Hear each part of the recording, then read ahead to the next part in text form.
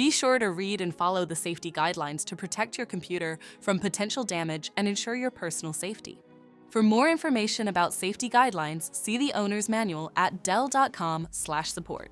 Before you begin, turn off the computer and disconnect all the attached peripherals. Before proceeding, ensure your computer is in service mode. To enter service mode, press and hold the B key on the keyboard and then press the power button. Now, the computer will boot up and the owner tag information is displayed on the screen. Press any key to proceed. The computer will emit 3 short beeps and shut down, indicating it has entered the service mode. Loosen the captive screws holding the base cover in place.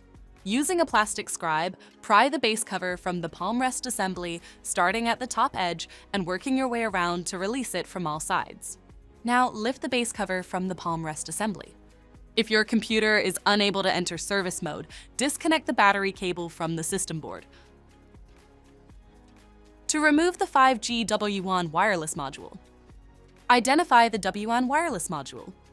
Loosen the single screw that secures the bracket. Lift the card bracket off. Remove the screws. Lift the shield off.